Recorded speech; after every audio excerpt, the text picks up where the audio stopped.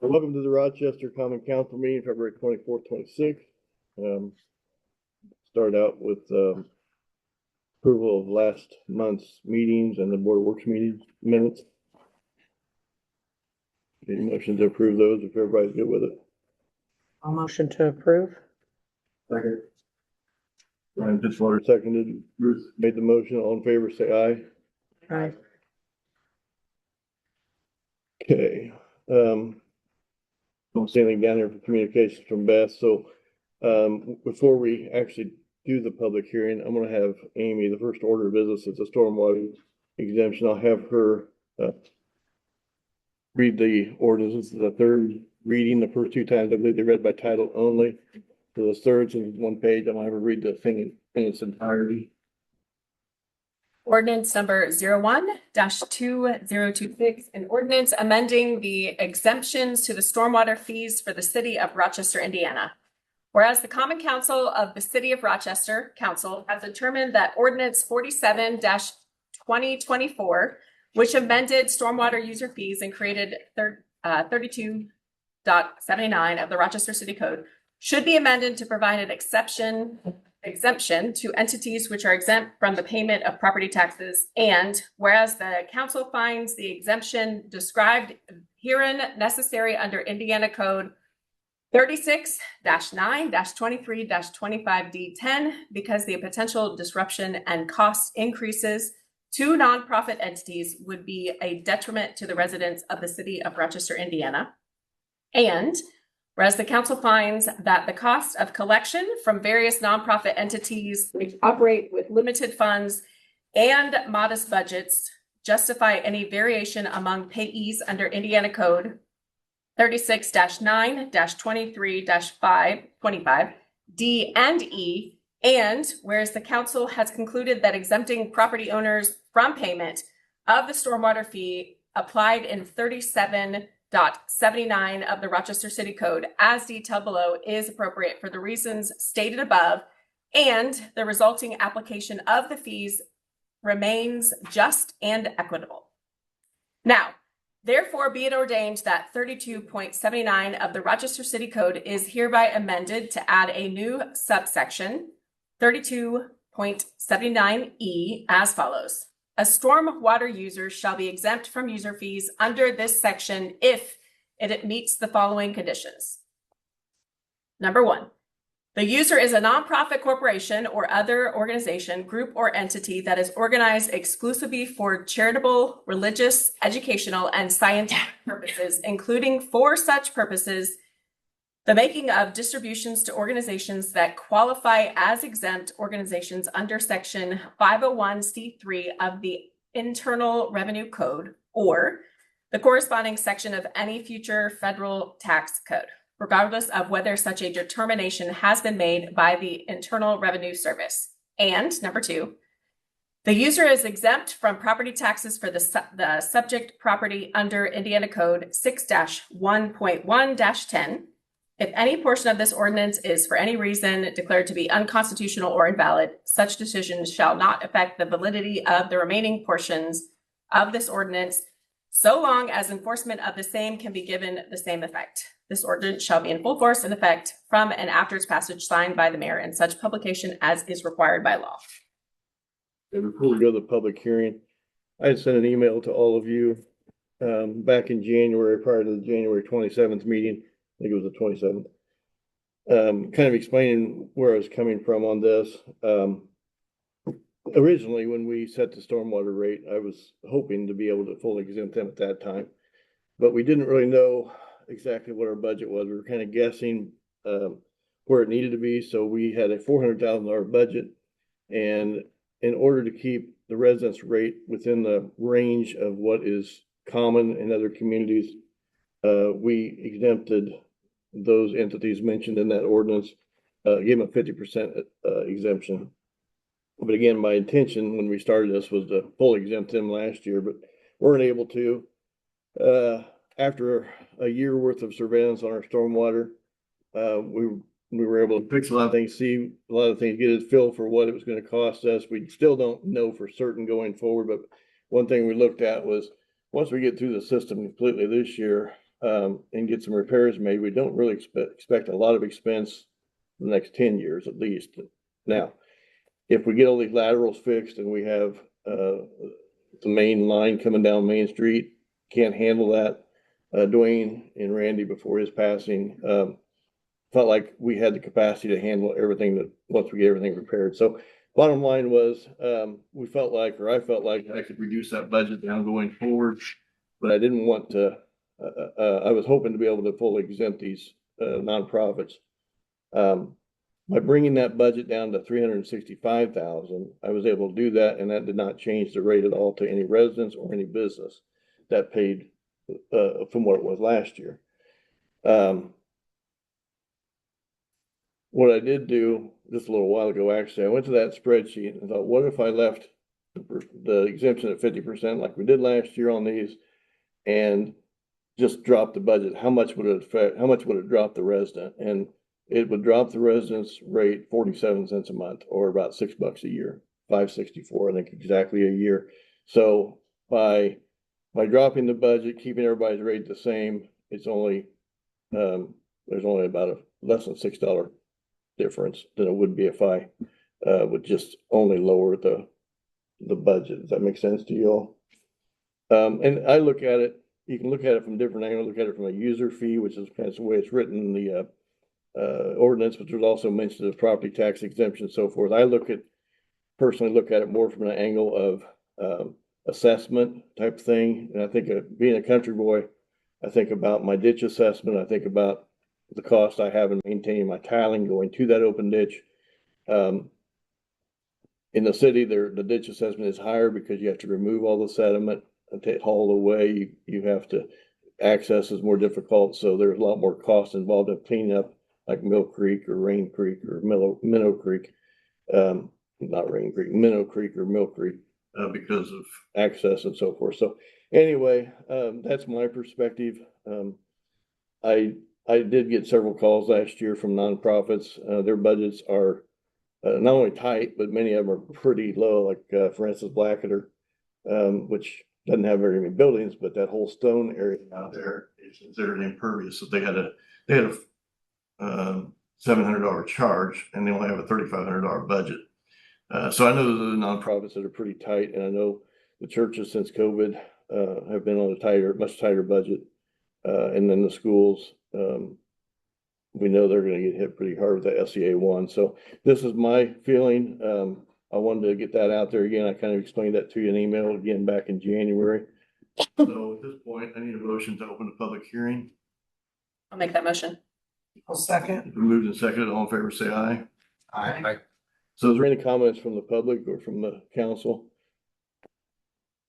concerning this? If not, I ask for a motion to close the public hearing. Brian Second. Fitzwater and Mark seconded. All in favor, say aye. Aye. So then I ask for a vote on this ordinance. I do have a question. I'm Okay. sorry. I would like to have a chance to, I want to go down as opposed. Okay. And I have a question, Andy. I don't know if this matters or not, but I signed a conflict of interest. This does not impact Fulton County Hope because we do not actually have a physical building, but am I allowed to vote because of my nonprofit? It doesn't impact them, you say? I have no physical building. There's our building, we have nothing. So I just wanted to make sure before No, I, I don't see any interest of a personal interest of yours then that would apply. okay, I just wanted to make sure before I. So we need a motion to approve this. Is there a motion to approve? I'll So motion. Oh, then I'll second. Okay, Mark moved, Ruth seconded. So all in favor, raise your right hand. Aye. Wait a minute. Oh, how many? Everybody, okay. All opposed? So it passes 5-1. Okay, I guess we're going to old business. You had a very brief discussion on the golf carts, your meeting yesterday, Amy. Yes, Bob doesn't sign that, right? So, yeah, so we met, as we had discussed, we had Travis come last time. He had asked for us to review the fees and, ordinance myself and Chief Schatz and Ruth and Gary Hartwig met. We discussed different portions of the ordinance. There was some suggestions on thoughts related to the equipment in the ordinance. And so Gary is actually doing some research related to that and will be, I believe he said in March, coming back with a specific suggestion related to that. I feel like I can be very safe in stating that though we wanted to honor the request to decrease the funds, in my opinion, just hearing Chief Schatz in more entirety, that money is used for the opportunity to provide for the kids in the park and other things that are helpful for things that he doesn't have a commissary fund for. So it's nice for him to have that option to not use taxpayer dollars, quite, property taxes, to be able to do things. So I felt like that made sense right now to keep that at $100. So that's what, as a committee, we decided. Am I correctly stating? Yeah. So we can always revisit it at some point, but we will be back in March to talk about a little bit of the equipment things, pieces that were questionable that they wanted to bring to your attention. So. All right, very good. Any other old business? Okay, new business. Beth, I'll have you kind of explain a little bit about each one of these, if you would, please. Okay, ordinance 4-2026 and ordinance 5-2026 amended the ordinances that we passed last November to annex the area south over by 31 and 25.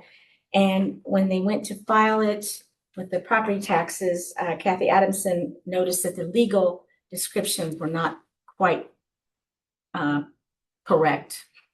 And so then they did a title search, and an attorney wrote up these amendments that actually have the correct legal descriptions in them. So that's all. The map is still the same area. It's just that one of them excluded a little bit of property that wasn't supposed to be in the original ordinance.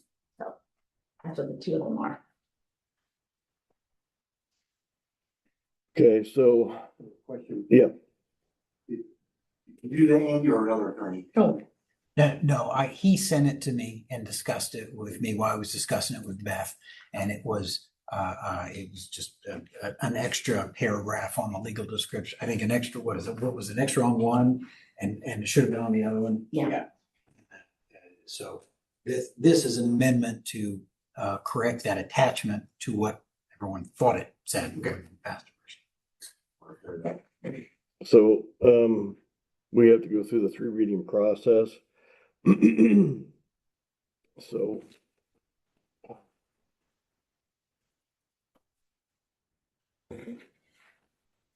So I'm going to read the first reading by title only, ordinance number 04-2026. An ordinance of the city of Rochester, Indiana, amending ordinance number 21-2025, titled an ordinance of the city of Rochester, Indiana, annexing certain territory and declaring the same to be part of the city. If there's no objection, I will read the second reading by title only.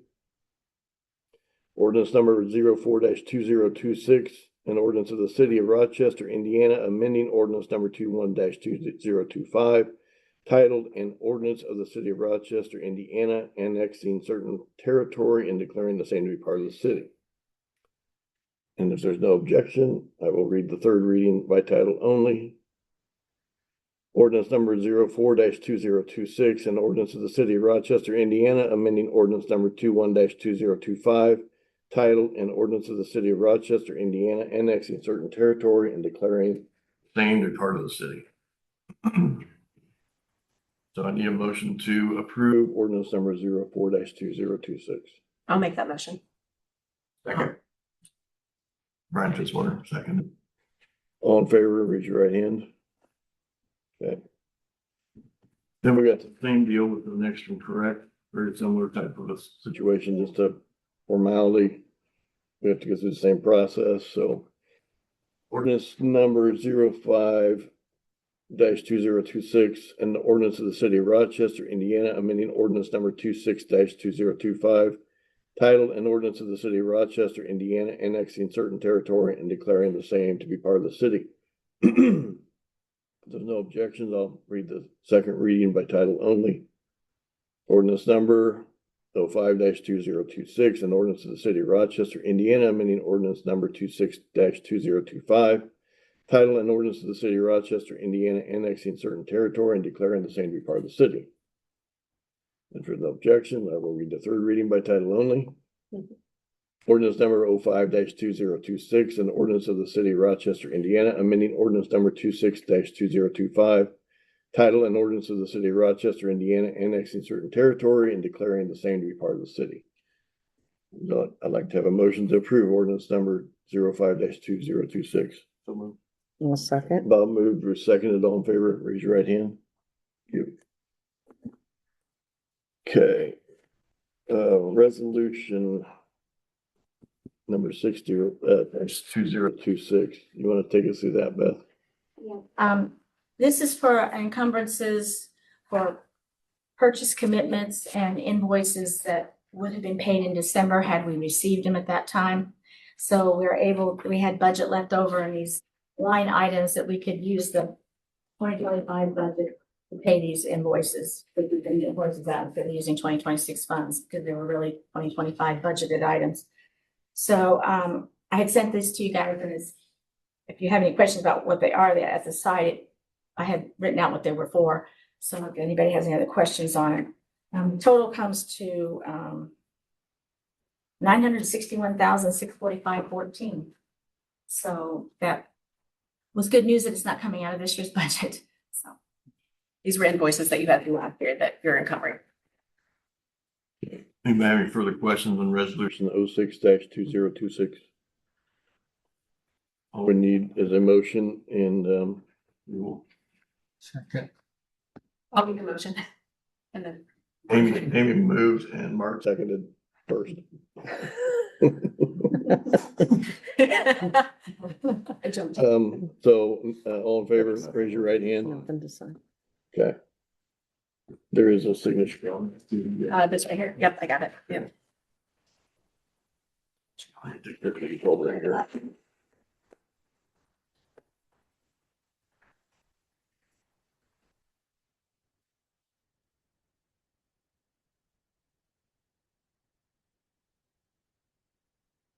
We'll put this at the end of these 3 readings or only a motion. I think that's very helpful. It is very helpful. yes, Thank I'm you. excited that would help us actually to know. The next one, 07-2026. The reason I'm putting this in is because clerk treasurers around the state, including myself, have been receiving very long, involved public access requests that are obviously data mining and to be used for commercial purposes. I mean, they wanted, like, recently I got one that they wanted 3 years of all of our purchase orders, and it had to be in this certain format and all of that. So I spoke with other clerk treasurers, and other cities have adopted this ordinance to prohibit the use of public records for commercial funds. So I wanted to do the same thing so that we don't waste, our time running around and me wasting Andy's time saying, do I have to answer this? So we're driving the bull by the horns and trying to preempt these. Can we also do a charge?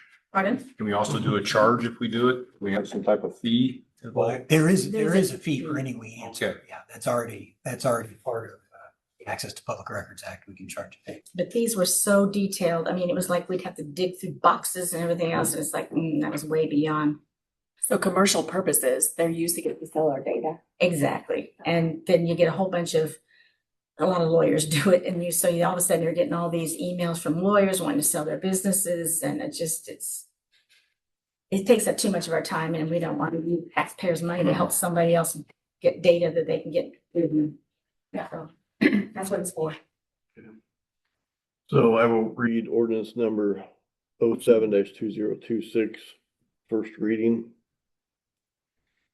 Ordinance number 07-2026, an ordinance to prohibit the use of public records for commercial purposes. If there's no objections, I will read the second reading by title only. Ordinance number 07-2026, an ordinance to prohibit the use of public records for commercial purposes. If there aren't any objections, I will read the third reading by. I just read the second. You weren't paying attention. You were talking. I said you like to do the easy readings. You're making me do the hard ones. Third reading by title only. Ordinance number 07-2026, an ordinance to prohibit the use of public records for commercial purposes. We need a motion to approve this. So move. John Garrett, I'll second. Bruce Gunter, seconded. All in favor, raise your right hand. Very good. Okay, any other new business? We're gonna get to you guys in a little bit in the back there. Fire, keep the boys.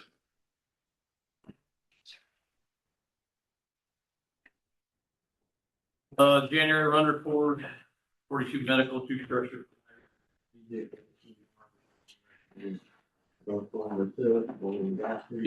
3 CO alarms, 1 smoke alarm. For a total of 68 runs, which is 11 above last January.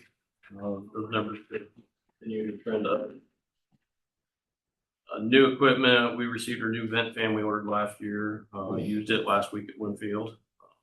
We received our new gas meters, which we ordered in December.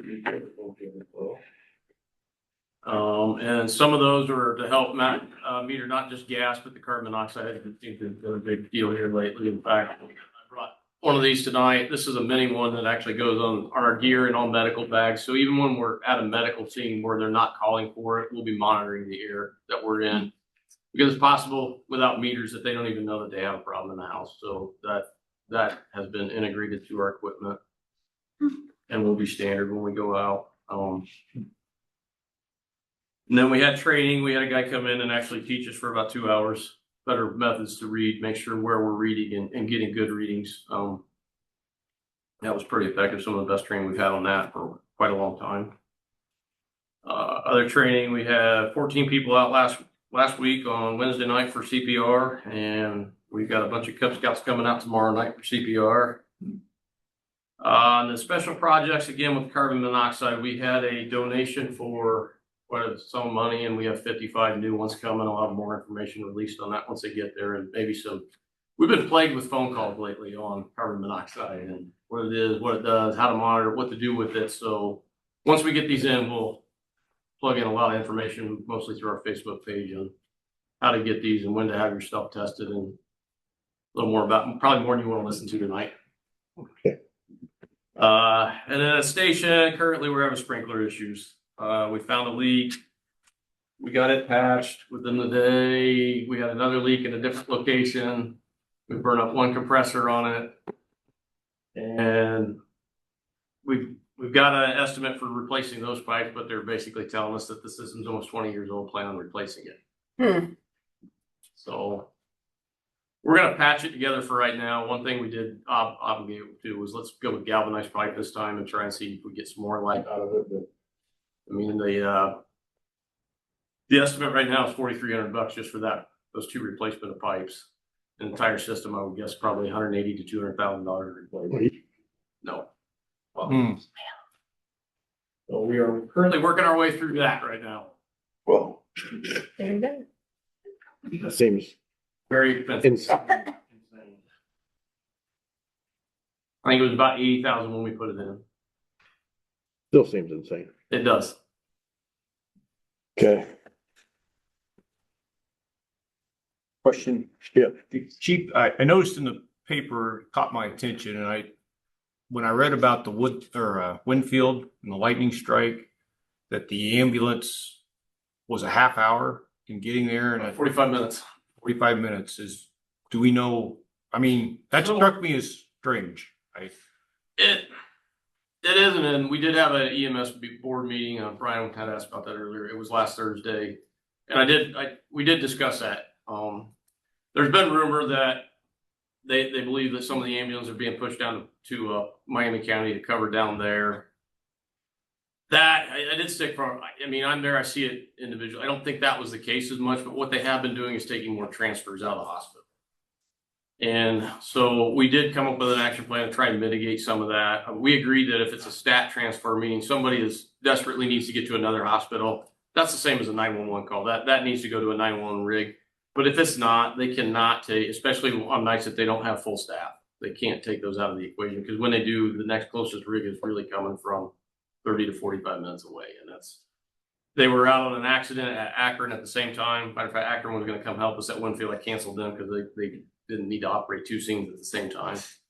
So I know that one rig was there. I don't know where the other one was, but yeah, there was a delay there. And we did have a long talk about that because had that gotten worse than it was, we would have had to evacuate those people. And there is a procedure in place. Matter of fact, Marshall County just did it this weekend, or not maybe Goshen, someplace up north, but there was a bomb threat and it actually pulled both these rigs up that way. But it's an all call through the state where everything collects to that site because it's an immediate. But it does happen.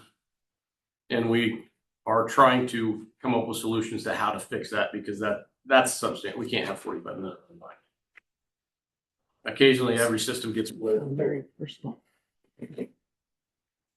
and they did agree. They acknowledged it. They agreed and they come up with some plans that we can try and we'll reevaluate those in the next quarter's meeting and see, are we making progress? Are we not?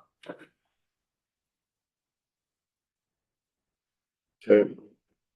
Anything else for TJ? Okay, Andy Schatz. Good evening. For the month of January, we had 27 accidents.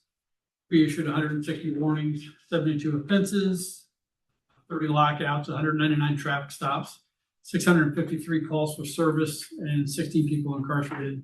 Then the crimes are a lot for it. Other than that, we've got a couple of vehicles on order. We're waiting on those. The board will be interviewing 2 candidates next Friday. So we'll hopefully make progress with that. And that's all I have right now, unless you have questions. I do have a question. So it bothers me every single time I see the domestic battery be so high.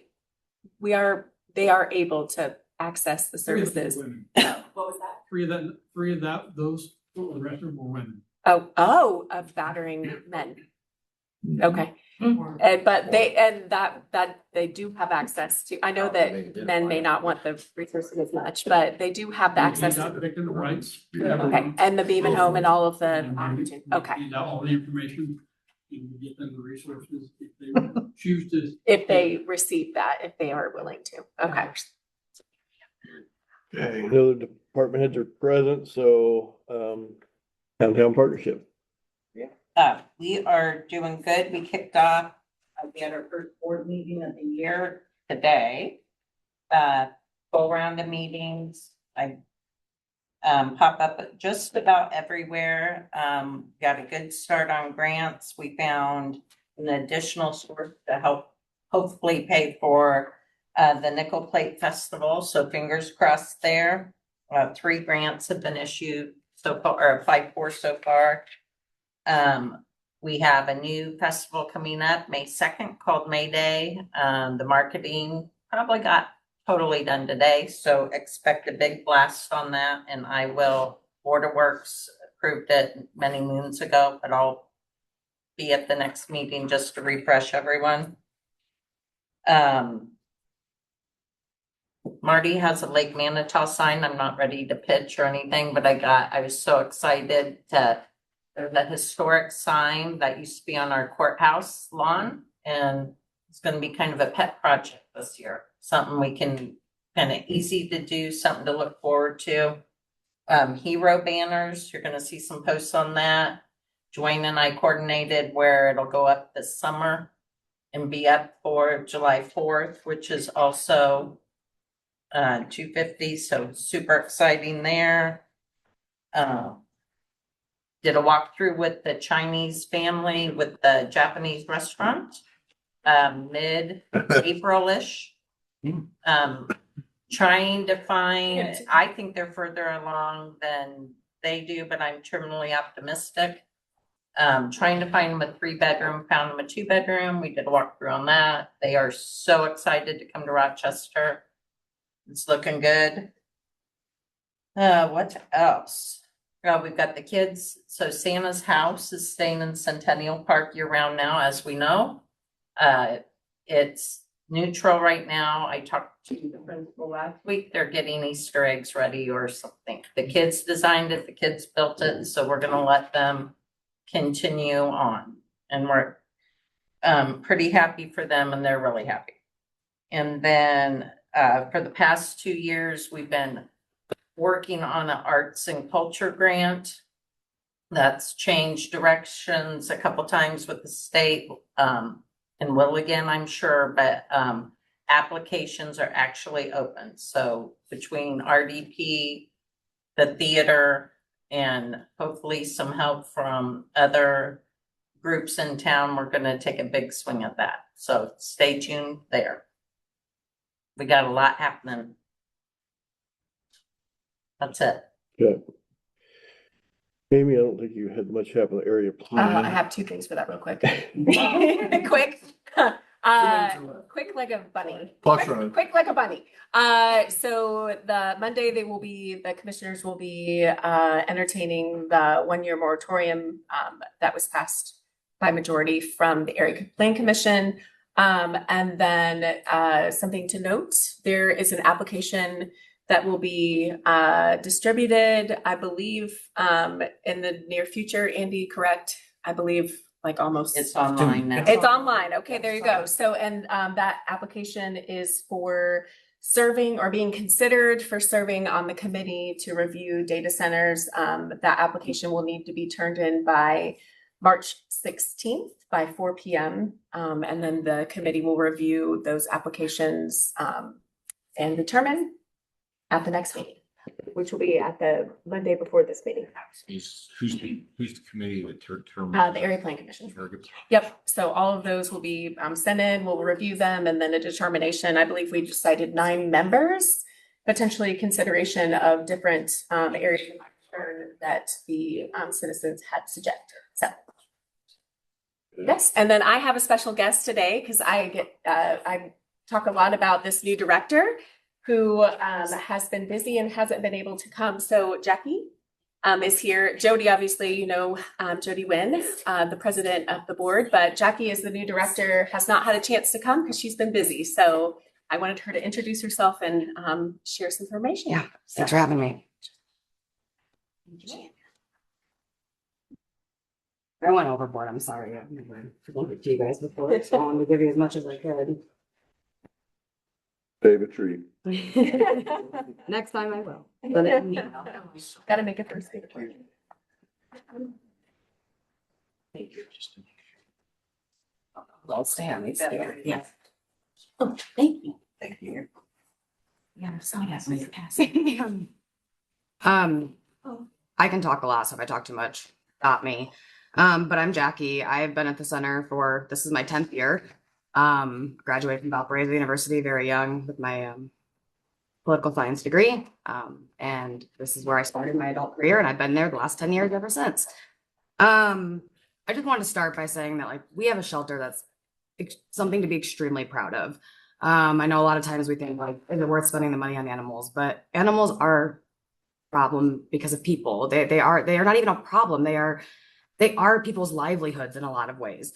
So animals are a people issue, kind of no matter which way you turn it. So I think ever since we opened our second building in 2017, we have tried to focus more on community involvement, trying to make it as helpful as we can for everybody around us, while also trying to help the shelter as well with fewer intakes and et cetera and all that. So I'll just start with some stats. We have something to be so proud of. I mean, I've been in this line of work for 10 years. I have toured probably close to 100 different shelters now all over the state. In Michigan, very few of this size compete with what we're doing. And it is something to be extremely proud of as a community. Last year, we took in 1,006 animals, and we saved roughly 98% of all of them. We had 998 live outcomes. We did have 23 other outcomes where we either had animals die in care or had to be euthanized. Our save rate for dogs is roughly 98%. Our save rate for cats is higher than it's ever been at roughly 98% as well. With 1,006 animals, that is just, it is really incredible. I know there was some talk about like where all these animals are coming from, what part of our community and all that. So this last year, It took me a lot of work and I'm still finding ways to get it done a little bit more efficiently. But I have been tracking every intake that we take in and where they come from within our community. All 1,006. When I did the numbers at the end, I did have like 24 unaccounted for that I couldn't find in there. I'm not exactly sure what happened on the log book or what happened, 4 kittens got recorded instead of 5. However that happens, I'm not exactly sure. But for the most part, every single one was accounted for. Of the 1,006 that we took in, 64% of them came from either the city of Rochester or the county of Rochester. So a very large portion of those, which you guys can see with the figure that I gave you, a pie chart, just kind of breaking down where all they come from. And I know that some of the offset towns and stuff are like also part of Rochester County, but I still broke them down like Monterey and DeLong and the ones that have very small parts with us. It's the very last page. And it kind of broke down where they all came from. So out of the 1,006, that's 629 animals that came just from Rochester. And I kind of broke down, like I said, all the rest of them, if you guys want to look through that too. I know that there's also been some discussion on how much it costs us to care for each animal we get. And rising costs are everywhere, including vet care. Vet care actually seems to be one of the biggest things that is raising in cost. Because it's kind of one of those things that people see as not a necessity, but it kind of is a necessity. And I was able to come up with a figure for you guys. Dogs, just to get them in the door, neutered, ready for adoption, vaccinated, heartworm tested, on preventative, the whole 9, it cost me anywhere from $140 to $180 a dog. That's using low cost vaccine or neuter clinics. That's, buying vaccines at a very discounted cost, since we have some programs with some of our retailers or some of our distributors. I really can't get it much lower. We will drive up to an hour and a half in any direction to any low cost clinic that will do it cheaper for us. And we have found the cheapest one, and that's where we're sticking. And it costs me roughly 20 to 25 days or dollars a day to house a dog. That includes building, staff, food, all the care. That is not including any sick cost or medical care if something is to get sick in our care. Cats, it's roughly 90 to get them up for adoption and $15 to $20 a day to house each cat. So there are the rare exceptions. We get cats or dogs that are already vetted, already spayed or neutered, surrendered to us, where we don't have quite that large of an initial cost, but that is extremely rare. I mean, it's really, really rare. Most people surrendering pets is because they can't afford them. They've got some kind of medical issue, something's going on. It's really rare that I'm like, have people show up. They're like, hey, here's this ready to go animal. You don't have to put a penny into it. It can get adopted tomorrow. Like, extremely rare. But sometimes I do realize that cost can be offset if they are already neutered or spayed when they come in. I did kind of a little math, a fun little game. You guys can read over it. I won't go through all of it with you, but I broke down how much it cost me per animal, because the average length of stay for a dog and a cat is about 31 to 32 days. That's an average. Some are with us 5 days, some are with us 6 months. The average seems to be in there. And if you kind of do the math with our reclaim rate and stuff, with the animals we take from Rochester alone is somewhere in like the $300,000 range to care for each one of those. Within the averages. Like I said, that's an average. That's using the average. There's some that's way less, some that's way more, but that doesn't include any medical care or any illness or any sickness that comes into it too. So it is quite a large portion, almost the entire part of our budget. And we find ways to try to kind of work around that. The last page, and I won't talk about everything in depth, but these are the things that I think we can be really, really proud of. These are the things that most shelters don't do, even really successful shelters in bigger communities with high funding. They don't even accomplish half of what's on this list. So I included it. You guys can read over it too. But I wanted to hit on a few things. The biggest thing is our pet food pantry. Food pantry within the community is obviously a big thing for any community, but with a lot of communities, there's not that resource for animals. In January of this year, we fed 72 families. We had 72 families come in requesting pet food, which, in turn helps the entire family. I mean, that's money they can feed their children with. That's money they can put towards their bills or spend out in the community. We also had, or just in February up until today, I added it up today for you guys. So it's not the whole month of February, but we're at 42 families for this month already. So that's something that's really, really helpful. It does cost that we try to use as many donations as we can to put into that pet food pantry. It does occasionally cost us some out of the budget, but it's something that, since we're having so many people come in with and needing our help, that we really always try to keep stocked so we can help people as they need it. Sometimes we can give less, sometimes we can give more, but we really try to make sure we've always got something available if there's a family in need. The other thing is like our low cost spay and neuter clinics. We do spay and neuter for the community, Fulton County cats. Since the conception of the program in June of 2024, we have spayed and neutered 1,217 cats. These aren't cats that come into the shelter. These are cats that the community owns. Or community cats that people are taking responsibility for and fixing and releasing back out. But these aren't coming into the shelter. These are just ones that we are spaying and neutering. So it kind of shows how massive of a need it is. These are just in Fulton County. I mean, occasionally I'll fill the spots with outside of the county just to make sure we're getting them all filled, but this is 95% Fulton County residents. So that's how many are in need. And we would love to one day be able to do a dog spay and neuter. We're not there yet, but that'd be really, really cool. I'd love to see the numbers on that. Our low cost vaccine clinic, we average 2 vaccine clinics a month. That is open to any community anywhere. I have people drive from over an hour away to come to us because it's so low cost of care. We do routine vaccines, preventatives, all that good stuff. And I mean, last year alone, we saw 1,981 animals at our vaccine clinic. So, I mean, we see 40 to 45 animals in 3 hours on Sundays. Our staff is working really hard. We have a vet that comes in and helps us. But that just shows again how much this community needs a low cost option for vet care and for spay and neuter, which in turn, by spaying and neutering everything, we hope there's less coming into the shelter, at least somewhere down the road after we've had a few years of this to make an impact. And by spaying and neutering and vaccinating everything, the community's healthier. The animals that your animals interact with when they're out in the community, out at the park, out at the dog park, they're vaccinated. They're not spreading disease. It's a lot safer of a community. In the last month, I've taken in and had to euthanize 2 dogs that had parvo. They were puppies that were pretty much dead when they walked in the door. But it just shows a need for a routine vaccination that they can come to us and get it for less than $40. And it's something that's, you know, you go to the vet and you're going to look at $70, $80 just to get in the door. So we're really trying to provide that, make the community healthier overall, and all that good stuff. So our clinics in general, low cost, are just something to be incredibly proud of. But we also partner a lot around the community with other things that I think are important to mention too. We work with the Sheriff's Department for the JCAP program. So we have people come out and help us clean from the jail or from the Sheriff's Department. We have internships for the high school students. We have like the junior high and high school NJHS that need volunteer hours, all of that. So we've got programs for that. The Manitou Trading Center students from across the way with us, they come out, they work with us. We have time blocked for them to come out. I mean, the list just goes on and on. We help with the warming center. I can't house animals for them for a lot of different liability reasons, but I will supply anything they need. Food, flea and tick prevention, crates. I mean, literally anything they could ever imagine. I will give that at no cost, no issue. We will always happily supply that. And just we provide tons of education and informational resources to the community. I have people call me every day. Where can I get vet care? You know, what can I do to keep my pet? Because that's the big goal too, is to try to keep the pets in the home rather than even coming to us. And sometimes that's as simple as me helping pay a small vet bill. Sometimes that's as simple as me giving flea and tick prevention. You know, a lot of times we can do these little things to kind of just keep them from coming into us to begin with, so that we don't have all the initial costs and all the things that we have to go through with housing them every single day. We do pet adoption, pet surrender, humane euthanasia for pets that, you know, they fall ill and people aren't prepared for it. They don't know what's going to happen. The animal's suffering. You know, it's something that I can help them with, you know, to help that for the family and be there with them, all of that.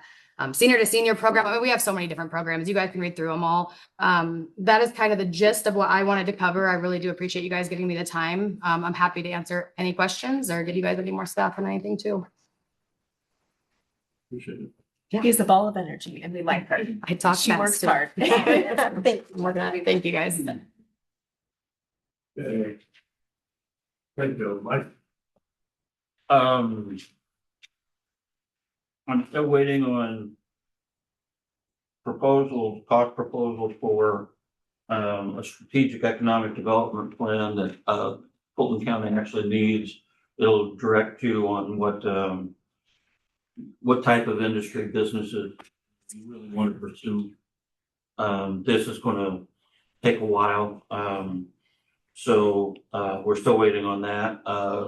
Still working with the Redevelopment Commission on the Riverfront Restaurant District. We'll have more discussion tomorrow. We had a sort of a planning session last month. We're actually what the district consists of, what can go in, what goes out, those things. They want more time on to consider what they want to include in it. So we'll be working continually on that. Let's see, I've got 3 grant applications that I'm working on right now. And the 4th one is actually Amy Vici and I are working to expand the BizGrow program, which is an education program for new business owners. We need some more money in there. We've got an opportunity to do that. So we're gonna be pursuing that. It's come up that, a project in another county on Ready 2 will not be able to proceed. So $956,000 has come available in Ready 2 funding. And tomorrow we're holding a Ready 2 meeting with the executive committee to discuss where we would like to see the money go. I've been in touch with Jana Vance about this, and she needs more money for the Little Debbie's project. She started out with the 2.5 million, and that would get her 4 rooms, and she's underestimated to the point that she needs 7 rooms. So any money is gonna help. So I'll be asking for all that money tomorrow. Doesn't mean we'll get it, but if we get even part of it, that'll be helpful. Then last, I've got 3 lots pretty much sold out at Blackader, with the potential of 2 more lots in about 6 more months. Unfortunately, the state's involved in the last 2 lots, so it's gonna take a while because there's some technical questions there.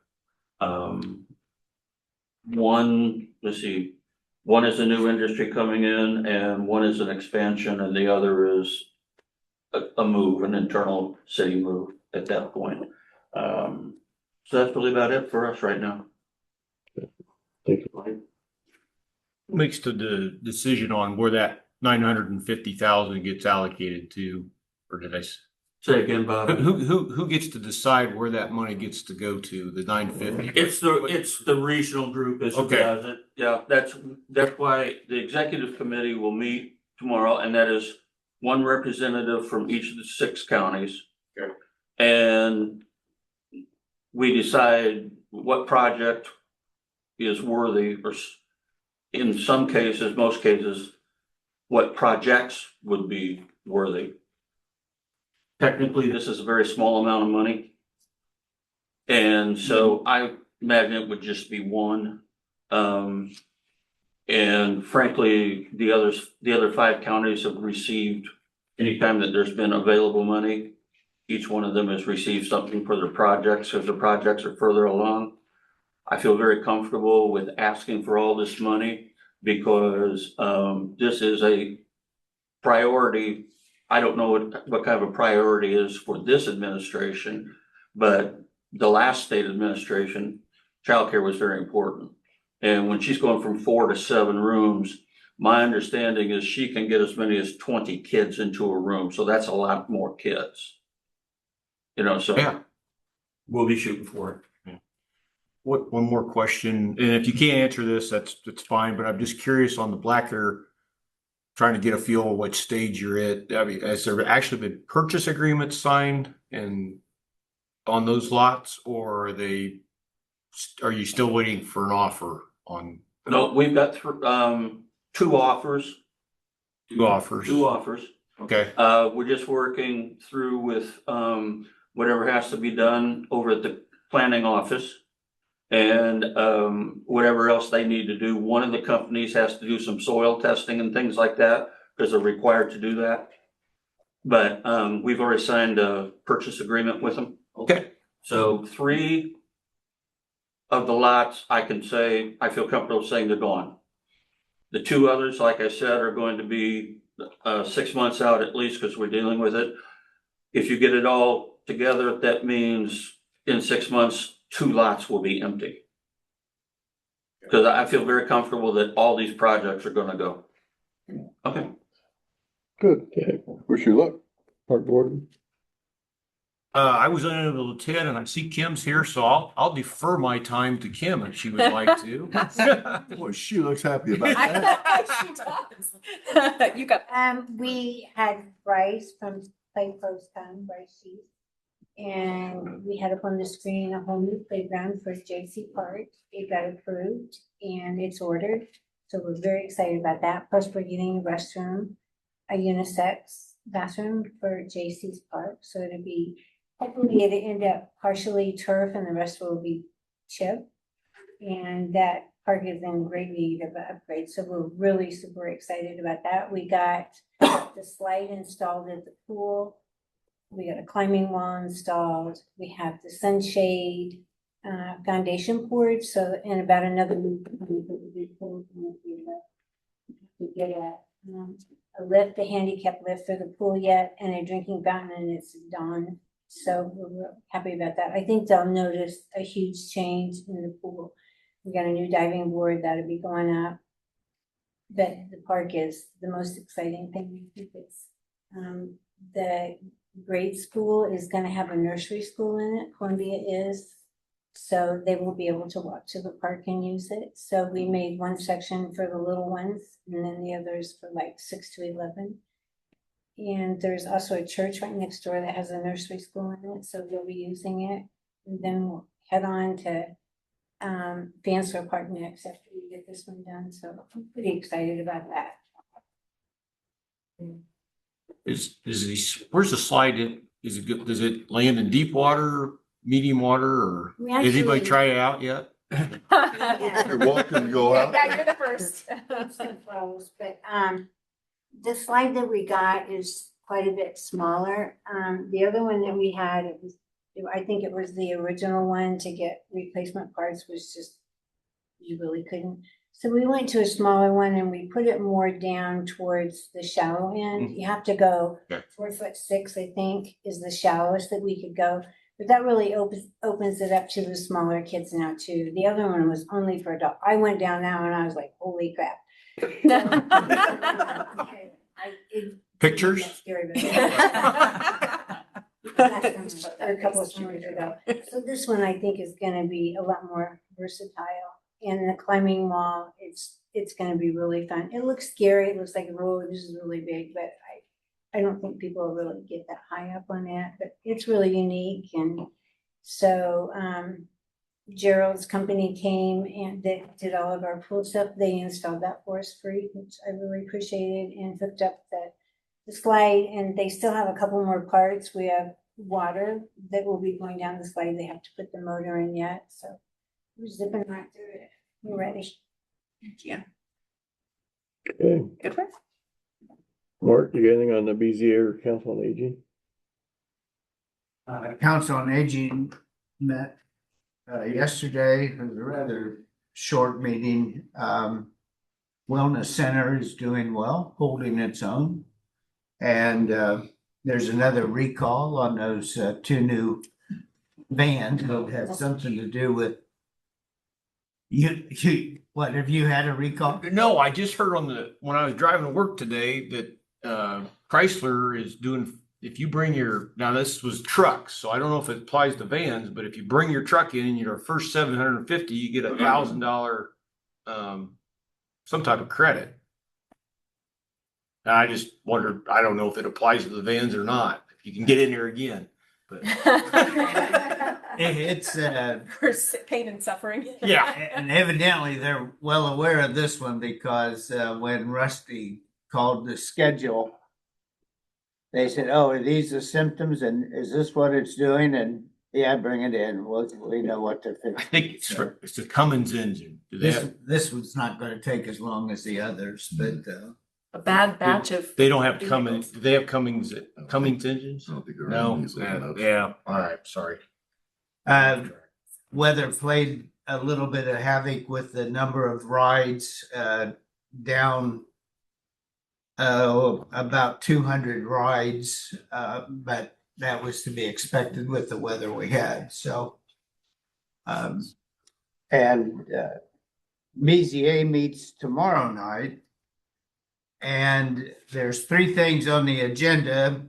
2 of them are pretty normal, having to do with houses around the lake, wanting to add garages, and one of them is going to have living space above it. The interesting one, though, the third one is a little bit different. If you don't know, there's a convenience / gas station that's that wants to move into the old Rochester Meat and Deli, 9th Street in Wabash. And a building that size would normally take 20 parking spaces in that zoning. And so they're asking for a variance, 13 parking spaces, because there's only parking for 7. Once they they want to put 6 pumps and a canopy up in that parking lot. Has that, Well, it used to where? be the parking lot for Rochester Meeting Deli. No. Has that been approved? I mean, has that gone Tomorrow through? night. We're doing it tomorrow night. No, I know, but I mean, are they giving permission to build this in the They're neighborhood? requesting it. They're Across requesting from the church? it. Right, it's the request, they're asking for a variance. Yeah. Yeah. So, that's probably going to be an interesting conversation tomorrow night. Meetings at 6 o'clock at the County Annex Building, if anybody's interested in attending. So. Other than that, Who's the company? Who's the interested party? Do we know?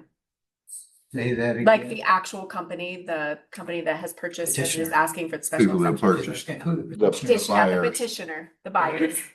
Who are the buyers? Do we know? Oh, I do, but I don't have that name with me. Oh, I didn't just print the entire report, but Yeah. it's, I've heard a lot about it, just haven't heard who the actual It's- petitioners Isn't are. it the old owner of the That's Sunny. gas station? Steve's Street. They own the one in Fulton. I Oh, don't think the so. one in Fulton. That's the Not group that owns. Lucky, Do I- whoever Lucky is. Yeah, I'm pretty sure that's the old ones. That's all I know. It's Right, old right. Lucky. I don't know Lucky. Yeah, yeah. Okay. He lost his child. What did he? Six, oh, I know they put 4 buttons. That's what it seemed like. It That's why fixed I up. sold it. He fixed. Yeah, on that one.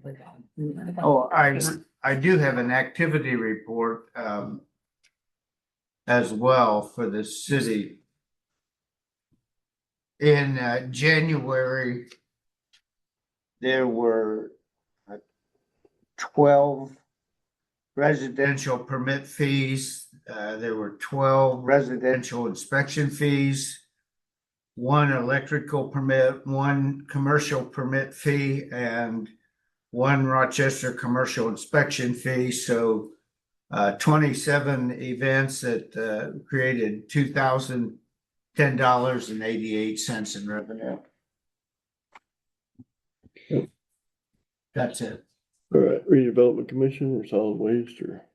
Solid waste was. I didn't go because I was out of state last week, so, but the redevelopment. We were talking about we had somebody last month, we had somebody do a presentation about retail strategies and sites for our community. So we're going to discuss that more, and the Riverfront District plan. So go a little more into detail about that. Riverfront District is giving liquor permits, liquor ability to very specific entities that would like to add liquor to their sales under certain stipulations. Kind of expands that liquor, the abilities for Rochester, because we're sold out. It's what other communities do to bring income and people to the community. Brian, got anything on the tree board or EMS? I was not able to attend the tree board meeting and I talked with the fire chief. I still haven't got any emails about when the meetings are with EMS, but he said he's gonna talk with them and. You had one last week. I didn't get that email. I don't think either. Maybe I did. I don't. I'll check on both of them. Since we didn't have the ambulance anymore, the city's interests are more or less going out from what they normally talk about, usually, the townships and how they interact with everything else. Yeah. And we always had, the fire chief usually goes and if anything happens, they can always report back, but hopefully they're back on their schedule. Okay. All right, water board, John. Yeah, Commonwealth was here and they presented a pay application for, they want some money, which they're doing good. They're doing a good job for us. For application for number 3 for willpower excavating for the division water project for a total of $171,548.67. We approved that payment. Other than that, it was a short meeting. Everything's going well at the plant. If you haven't been down by to see the new building, down by the water plant, it takes 2 seconds to make a little loop down there and go see it, but go take a peek at it. Go inside if you want, but it looks pretty nice. I mean, it looks pretty nice and it's something to take a look at. We should be proud of it. There was really no other business going on and everybody going on vacation in the month of March was nobody.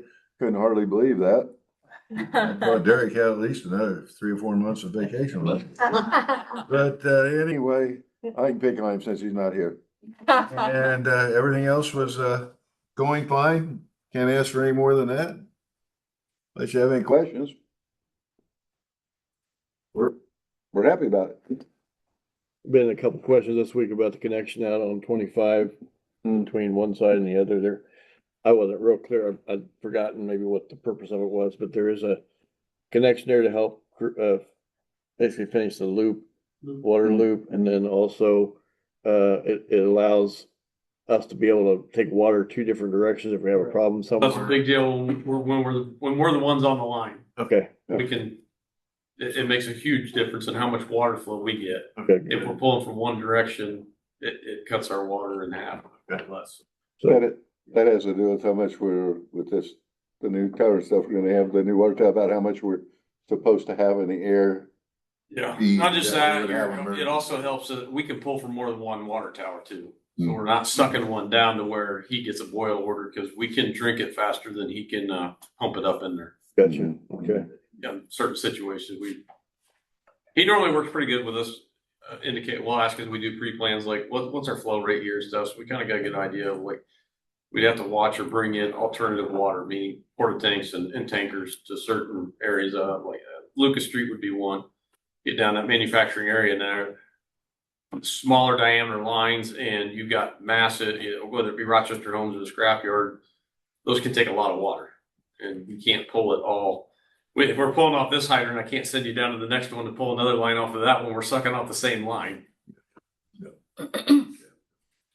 All right. Anybody have anything else? 250 committee, if anybody still wants to be interested in that, the next committee meeting for that is March 11th. That's a Wednesday at 6 p.m. at Charbel, talking about fun things to celebrate the country's 250th birthday for Fulton County. And as a reminder, the warming center is open up till March 15th. And then we will be closing for the season and have a appreciation on April 12th, Sunday. So thank you for the support. For that. Anything legal? Actually, I do. If rules changed January 1 regarding postmarks, and maybe some of you read about this, but if you need to have something postmarked the day you dropped it in the mailbox, I recommend you take it into the post office. Ask the clerk to do it. The rule change basically works like this. The postmark is no longer a representation of when I put it in box outside. It is a representation of when that mail piece made it to the regional center in Indianapolis or wherever. So for the city, number one, when payments go out, that needs to be considered. Number two, I don't see that our ordinances define, and that's okay, they don't have to be in the ordinance, define what we consider delinquent when it comes to a payment. So if we're depending on postmarks to determine whether things are delinquent or not delinquent, we may want to look at those policies and say, no, we got to have it by such and such a day. We're not going to use postmarks for anything because they're not a verifiable tool, very verifiable tool anymore.